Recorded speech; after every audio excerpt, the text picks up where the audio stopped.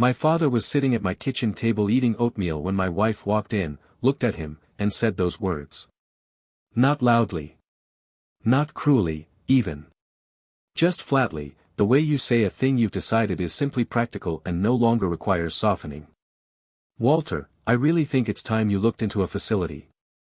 Something with proper care. We can help you find something nice. She said facility the way people say facility when they mean nursing home and want the word to carry less weight than it actually carries. My father looked down at his oatmeal. He didn't say anything. He was 79 years old, had lived in that house with us for 14 months, had never once asked for a single thing he didn't genuinely need, and had just been told to find somewhere else to be by a woman he had welcomed into this family 11 years earlier with open arms and a homemade peach pie. I was standing in the doorway between the kitchen and the hall. I had heard every word. I said nothing. Not because I agreed. Not because I was surprised, exactly, though I was. Not because I didn't have something to say. I said nothing because I have learned, across 31 years of watching my father handle difficult moments, that the first response to a thing like that is almost never the right one. That there is a version of reacting that feels good immediately and costs you everything afterward. And there is a version of waiting that feels like nothing is happening but is, in fact, the most powerful thing you can do. My name is Robert Calloway. I'm 54 years old. I work in supply chain logistics for a regional distribution company in the Mid-South. I am not a dramatic person. I do not enjoy conflict. I have spent the better part of my adult life being the kind of man who solves problems quietly, documents carefully, and does not allow the way a moment feels to override the way a moment should be handled. My father taught me that. And for 3 days after my wife told him to find a nursing home, I let the clock run. Quietly. Carefully.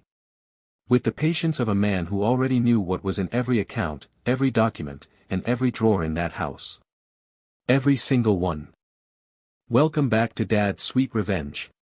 Grab your snacks, get comfortable, and remember, the people in these stories had every opportunity to choose differently. They just didn't. Subscribe so you never miss a story. I need to tell you about my father before I tell you what happened. Because this story doesn't make sense without him, and he deserves to be understood correctly before any of the rest of it lands. Walter Calloway grew up in rural Mississippi. The third of 6 children. His father sharecropped. His mother took in laundry.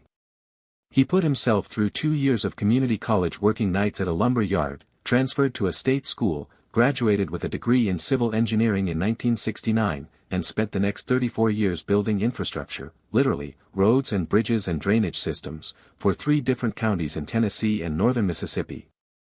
He retired at 63 with a full pension, a paid-off house, and the kind of professional record that people in those counties still mention when they talk about why certain roads have lasted and certain bridges haven't failed. He was the kind of man who measured twice, cut once, and considered the second measurement a personal standard rather than a suggestion. He was the kind of man who showed up early to things, including his own retirement party, because showing up early was what you did when something mattered. He was the kind of man who remembered your birthday not because he wrote it down, though he wrote it down, but because he had decided you were worth remembering, and Walter Calloway did not make that decision lightly or revoke it without cause. I want you to hold on to that. Because the woman who told him to find a nursing home knew all of it. She had been at Christmas dinners and Thanksgiving tables and birthday celebrations for 11 years of marriage. She had sat across from him. She had taken his advice, on 3 separate occasions that I can name, about practical matters around the house. She had accepted his help, quietly and without announcement, when our furnace failed in the 2nd year of our marriage and she was 8 months pregnant with Claire and I was traveling and my father drove 4 hours each way to make sure she was warm. She knew who he was. That is the part one kept returning to in those 3 days. My mother died in 2009. Pancreatic cancer. 41 days from diagnosis to the end, which I will tell you from experience is not enough time for anything. Not enough time to say what you need to say. Not enough time to prepare. Not enough time to understand that the person you relied on most is genuinely not going to be there when you reach for them next. My father handled her death the way he handled everything. He grieved, privately and thoroughly, and then he got up and lived his life. He stayed in their house in Clarksville for 9 years after she passed. He kept the lawn. He kept the garden. He kept the same Tuesday card game with the same 3 men he'd known since 1987. He was not a man who asked for help until he needed it, and he was meticulous about knowing the difference between those two things. The fall that changed things happened on a Tuesday morning in March 2 years ago. He slipped on the back porch steps, the ones I had offered to repair 4 times, and he had waved me off each time, and broke his left wrist and his right hip. He was alone when it happened. He lay on that porch for 2 hours and 40 minutes before his neighbor, Earl Hutchins, 81 years old himself, came over to borrow a rake and found him. 2 hours and 40 minutes. I want you to sit with that number for a moment. 2 hours and 40 minutes on a porch in March. Cold. Alone. Unable to get up. I have sat with that number every single day since I heard it, and I will sit with it for the rest of my life. Not as a wound, exactly. As a reminder. Of what proximity means. Of what it actually costs when the people who should be close are not close enough. I drove to Clarksville that afternoon, and I didn't leave for 3 weeks. When my father was stable, when the hip was repaired and the wrist was set and the physical therapist had signed off on his initial recovery, I sat with him in his hospital room and had the conversation. The one I had been avoiding for 2 years because having it meant acknowledging something neither of us was ready to acknowledge. "Pop," I said. "Come live with us." He looked at me for a long time. He was not a man who rushed decisions. "Robert," he said, "I don't want to be a burden."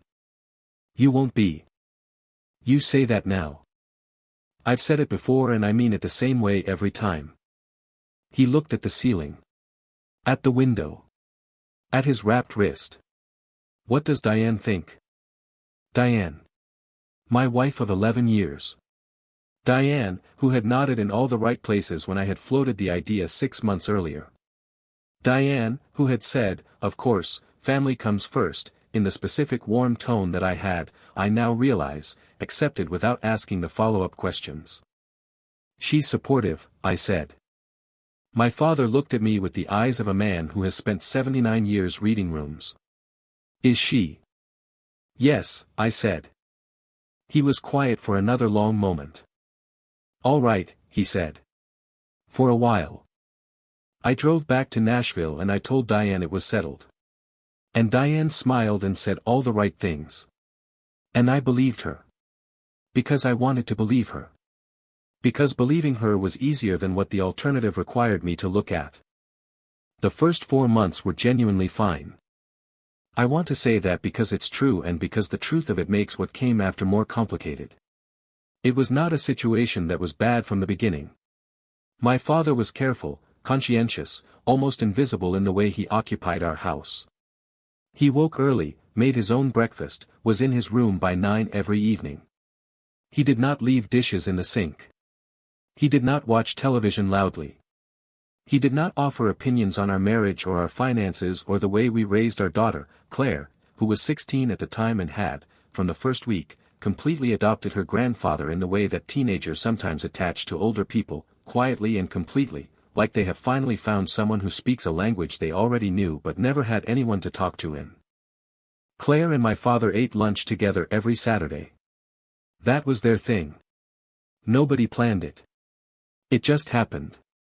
He would make sandwiches, she would pour the sweet tea, and they would sit at the kitchen table for an hour talking about things she never talked to Diane or me about.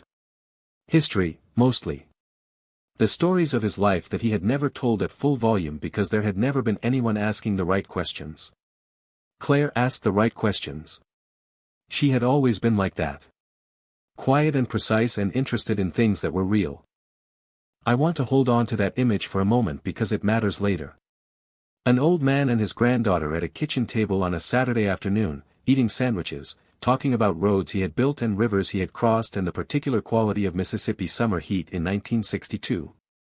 That image is the center of this whole story, whether any of us knew it yet or not. Diane's patience, as I would later understand it was patience and not acceptance, began showing its edges around month 5. It wasn't dramatic. That's the thing about the way certain dissatisfactions operate in a marriage. They come sideways. In small comments. In sighs that don't have a direct object.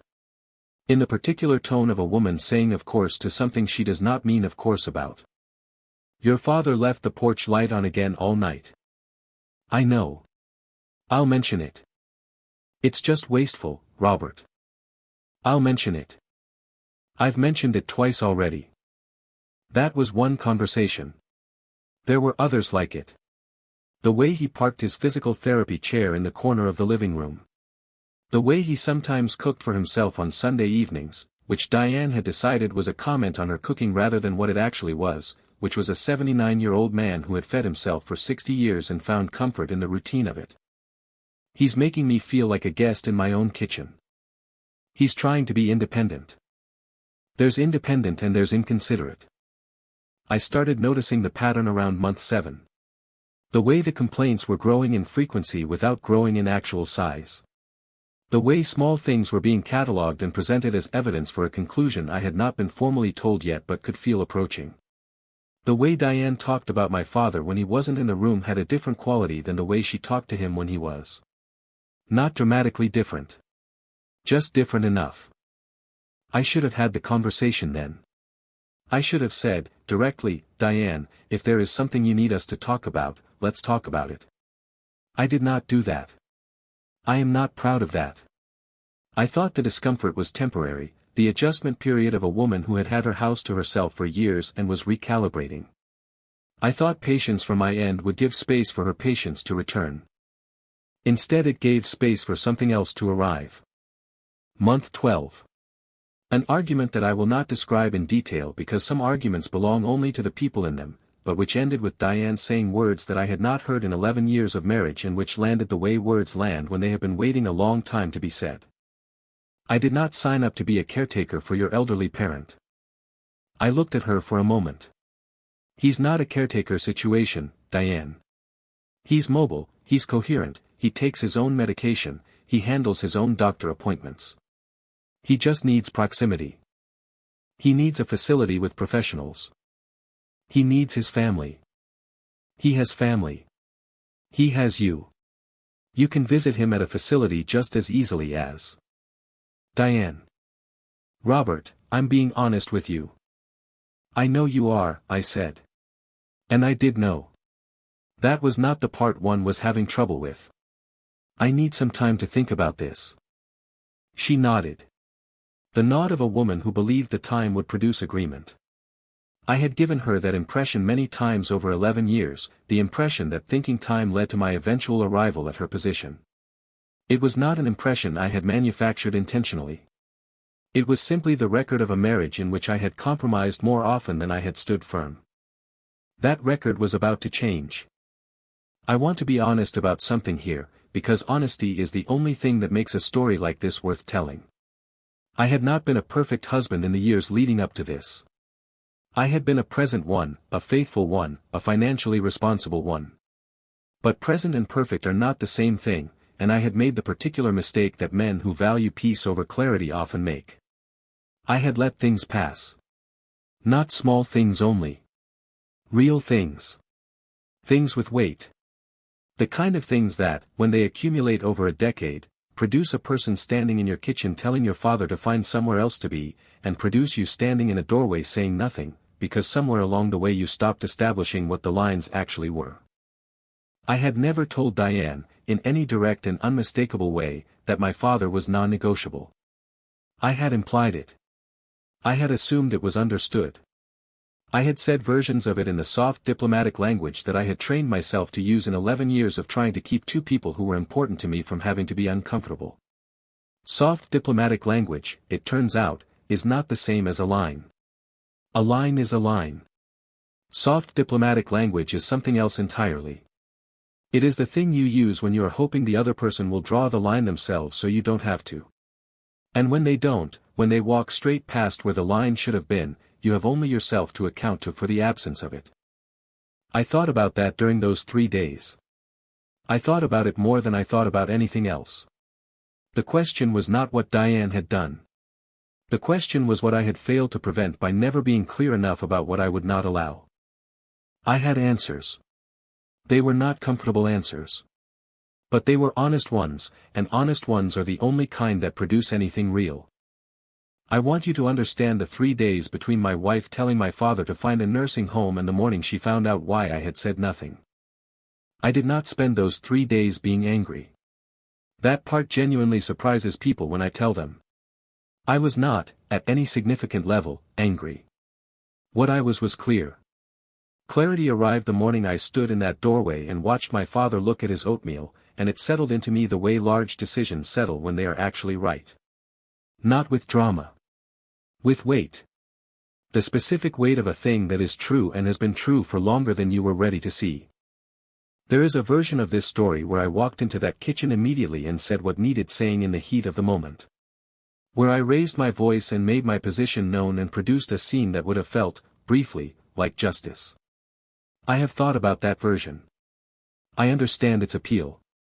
When someone diminishes a person you love, the instinct is to match the moment with your own loudness, to cancel it out with equal and opposite force. I did not do that. Partly because of who I am. Partly because of who my father is. Partly because I had watched my father navigate every difficult thing in his life with a specific kind of contained deliberateness, a refusal to let the urgency of a moment override the correctness of the response, and I had spent 54 years trying to be that kind of man. Some of it had taken. The better parts of it, I hoped. And partly, if I am being fully honest, because I knew that what I needed to do in those 3 days required stillness. Clarity requires stillness. The kind of clarity I needed was not available in anger. It was available only in the quiet, patient examination of what was actually true, what was actually documented, and what was actually going to be necessary. Anger would have spent that time on noise. Stillness spent it on preparation. So I was still. And I prepared. What I did in those 3 days was this. Day 1. I went to the office, handled my work, came home, ate dinner with Diane, helped my father with his evening medications, said goodnight to Claire, and went to bed. I slept adequately. This was noted internally as significant. Day 2. I called my attorney, a man named Dennis Farrow, who had handled my father's estate documents when we had updated them following his accident and the move. Dennis and I had a 30-minute conversation. I will not reproduce the conversation in full. What I will tell you is that at the end of it, Dennis said, "Robert, you understand what this means for the division question." And I said, "Yes. That's why I'm calling." And Dennis said, "Give me until tomorrow morning." Day 2, afternoon. I drove to the bank. Not our joint bank. My bank. The one with the accounts that had existed before Diane and I were married, the ones I had maintained separately because Dennis, at the start of our marriage, had advised me to, and I had listened, not because I suspected anything, but because Dennis was the kind of attorney who gave advice before you needed it and I was the kind of man who took it. I sat with the account manager for 45 minutes. When I left, I had a complete picture. Day 2, evening. I sat with my father on the back porch after dinner. The May evening was warm and the fireflies were just starting. We didn't talk about Diane. We didn't talk about what had happened 3 days before or what was coming. We talked about a bridge he had designed in 1978, the Obion River crossing outside Union City, which was still standing and still carrying traffic 46 years later. He talked about the calculations, the soil conditions, the argument he'd had with the county engineer about the load ratings. I listened the way I had been listening to that man my entire life. With everything I had. When we came back inside, he put his hand on my shoulder. Just for a moment. He didn't say anything. He didn't need to. Day 3. Morning. Dennis called at 8:47. "You're in a strong position," he said. "Stronger than most. Come in this afternoon and I'll walk you through it." I said, "I'll be there at 2. I went to work. I handled 3 calls and a vendor review. I had lunch alone at the desk because I was thinking, and thinking is easier without an audience. I drove to Dennis's office at 1:45, because I am always 5 minutes early to things that matter. I came home at 4:30. Diane was in the living room on her laptop. My father was in his room. Claire was at school still. I sat down across from Diane and I said, I want to talk about what you said to my father. She looked up. She had the expression of a woman who had been waiting for this conversation and had her responses arranged. Robert, I know that. I need to say something first, I said. And I need you to let me finish before you respond. She closed the laptop. Okay. My father is not going to a nursing home. That conversation is over. I said it the way I say things when they are finished. Not loudly. Not with anger. With the tone of a man who has done the math and is not presenting a negotiating position. Diane's face shifted. The arranged responses adjusting for a different opening than she expected. Robert, we've talked about this. I need you to hear what I'm actually. I heard you, I said. I heard you 3 days ago when you said it to his face at the breakfast table, and I heard you 2 months ago when you said it to me in our bedroom, and I heard all of it in between. I looked at her. What I'd like you to understand now is the rest of what I know. She was very still. Dennis Farrow called me this morning, I said. I've been working through some things with him this week. What things? The house, for one. I want to pause here because this is the part of the story that requires some context. When Diane and I had married, I had owned this house outright. Not as a wealthy man. As a man who had bought carefully and early and paid it down with single-minded consistency for 7 years before we married. The house was mine. It had been mine going into the marriage. Dennis had documented that correctly and completely, including the subsequent improvements and equity changes, with the kind of thoroughness that makes a family law matter significantly cleaner than it might otherwise be. Diane knew the house had been mine before we married. What she did not fully understand, because she had never asked and I had never volunteered the specifics, was what that meant for a division scenario 11 years in. What Dennis had walked me through that afternoon was what it actually meant. The house, she repeated. My father, I said, moved into this house 14 months ago. This house, which I owned before our marriage and which remains, under Tennessee law, my separate property. Which means that the question of who stays in this house in any scenario we might be moving toward has a fairly clean answer. Diane looked at me for a long time. You're saying? I'm saying my father lives here because I own this house and I want him here. I'm saying that any conversation about him leaving this house is, in a very specific legal sense, not your conversation to have. She stood up. The movement of a woman who needed to change her physical position because her mental position had just shifted underneath her. Robert, you're being. I'm being clear, I said. That's all. I'm being clear because I should have been clear a long time ago and I wasn't, and I apologize for that. It wasn't fair to you or to him. I paused. But I'm clear now. If you've been here for a while and you want these stories to keep coming, take 3 seconds right now and hit that like button. And if you aren't subscribed yet, do it now. We put everything into these stories and it genuinely matters.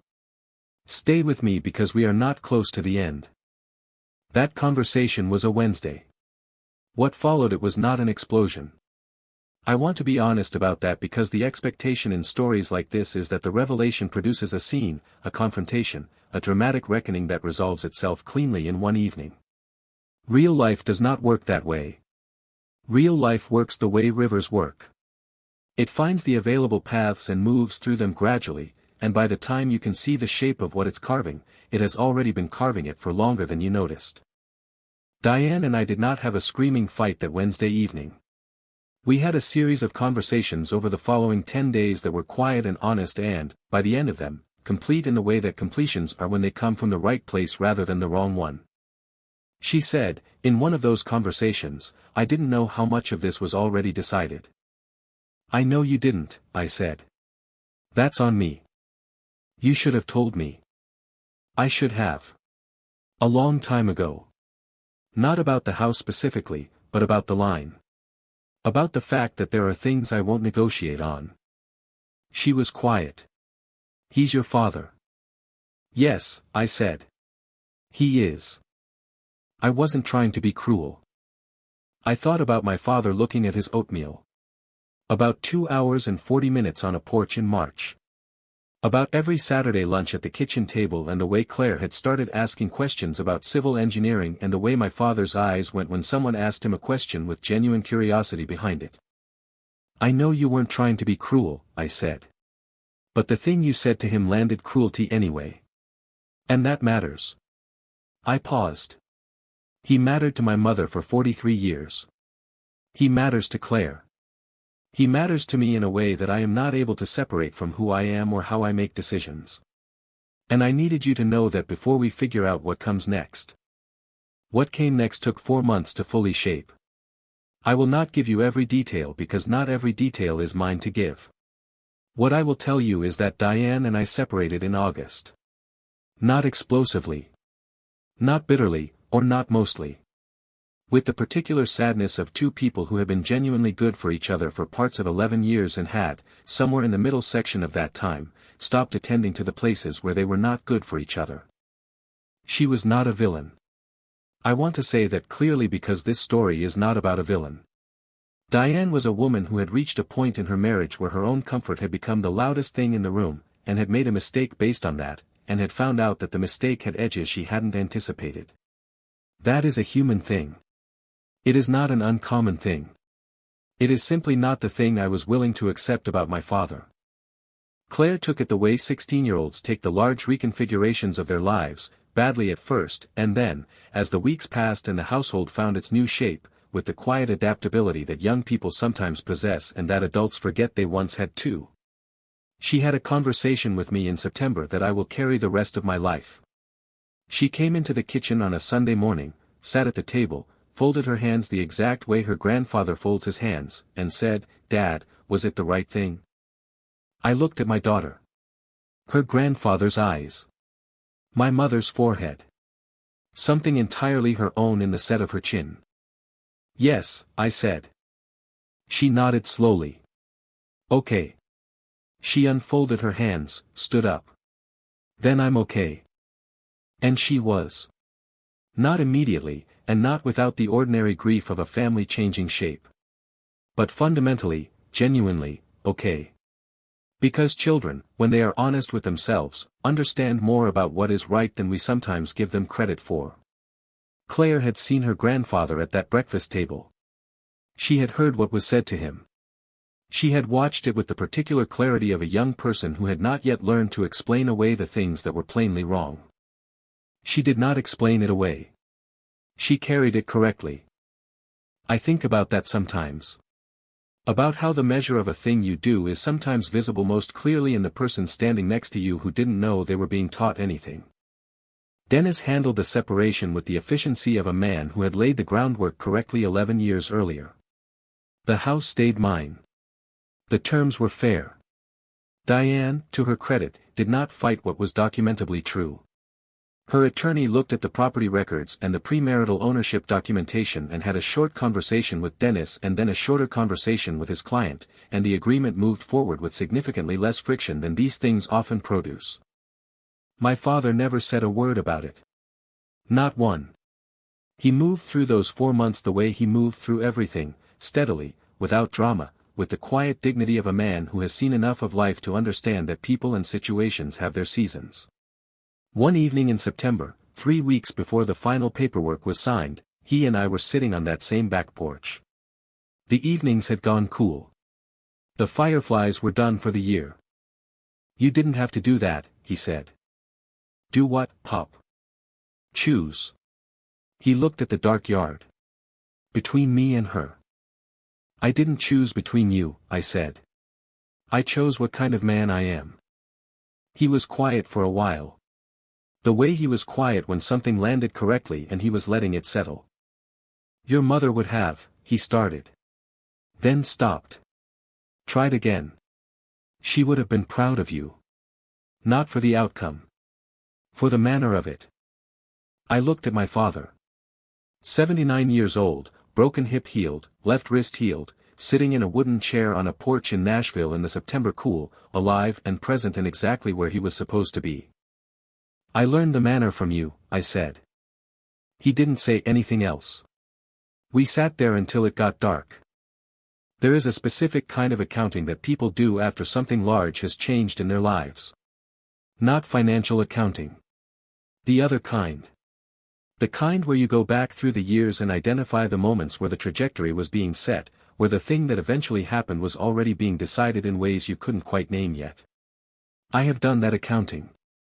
Thoroughly. More than once. At different hours of the night when the house is quiet and a kind of honesty that only lives in the dark becomes available. I think about the conversation where I should have said, "Diane, I need you to understand that this is not negotiable," and did not. I think about the months where I interpreted her discomfort as temporary when it was structural. I think about the ways I kept the peace by letting things pass that should not have passed, not because peace is wrong, but because the peace I was keeping was built on the wrong material. And I think about my father on that porch in March. 2 hours and 40 minutes. Alone. Because I hadn't fixed the steps when he'd let me, and because sometimes the most painful moments arrive not from the things we did but from the things we were one decision away from doing differently. He lets me fix the steps now. Both of them, actually. The back porch and the front.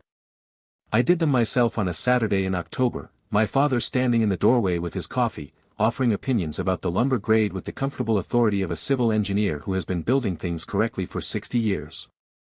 Claire sat on the lawn with a book, looking up occasionally when the conversation got interesting, contributing opinions about which boards looked level even though she had no training in boards and freely admitted it. My father, to his credit, took her opinions seriously. He had always taken her seriously. That was one of the things I loved most about him. 3 of us on a Saturday morning in October. The steps solid. The coffee hot. The lumber, I'll admit, exactly the grade he recommended. I hear through a mutual friend that Diane has since mentioned, to people who mention it back to me, that she didn't realize what the house situation actually was. That she felt blindsided. That she didn't think I would actually. I have thought about what to do with that information. I have decided to do nothing with it. Not because it doesn't matter. Because it is simply accurate. She did not realize. She did not know what was in those accounts and those documents. She did not know what Dennis had been managing correctly for 11 years. She did not know what kind of man she was married to in that particular way, the way that requires someone to test something before they understand it. Now she knows. That is not revenge in the small mean sense of the word. I am not interested in the small mean sense of the word. What it is an outcome. The outcome of a man who said nothing for 3 days because nothing was the right thing to say, and then said everything when everything was the time for it. The outcome of a man who was taught by his father that you measure twice before you cut, that you check the soil conditions before you pour the foundation, that you do not let the urgency of the moment override the correctness of the response. My father taught me how to wait for the right moment. He taught me by doing it in front of me for 54 years. The least I could do was finally learn it. My father turned 80 in February. Claire threw him a party. 13 people, his old card-playing friends, a few neighbors, Dennis and his wife who had become genuinely fond of the old man over the years of paperwork. My father sat at the head of the table and ate the peach cake Claire had made from the recipe he had given her, which was my mother's recipe, and which he had written out in his careful engineer's handwriting on a notecard that Claire had kept in her desk drawer since the day he gave it to her. He gave a short toast. Thanked everyone for coming. Thanked me for the steps, which got a laugh from everyone who knew the story, which was everyone at the table. Thanked Claire for the cake and for asking questions with real curiosity behind them, which is a thing he valued in a world where he felt most people had stopped doing it. Then he looked at me across the table. Not for long. Just a moment. Just long enough. Here is the thing nobody tells you about protecting someone you love from something you should have protected them from sooner. The regret for the delay and the rightness of the final action exist simultaneously. They don't cancel each other out. They live side by side the way most true things live, complicated, without a clean resolution, asking you to hold more than one feeling at the same time. I should have been clearer, earlier, about what my father meant to this family. About what he meant to me. About the fact that the man who taught me how to do things correctly was not going to be moved out of my home by anyone, for any reason, on any timeline that wasn't his own. I wasn't clear early enough. I am clear now. The clarity came at a cost. I am at peace with the cost. What I am not at peace with letting go of is the image of him at that oatmeal. The moment before I said nothing. The moment where everything was still suspended and the decision was still being made. I replay that moment sometimes. I think about what I would have said. And then I think about the steps. Solid. Exactly the right lumber grade. Built correctly and built to last by a man who was ready this time. Who will stay ready. My father drank his coffee on those steps this morning. I watched him from the kitchen window. 79 years old, 80 now, technically, sitting in the early light with his mug and his newspaper and the specific settled posture of a man who knows where he is and knows it is where he belongs. I made his oatmeal.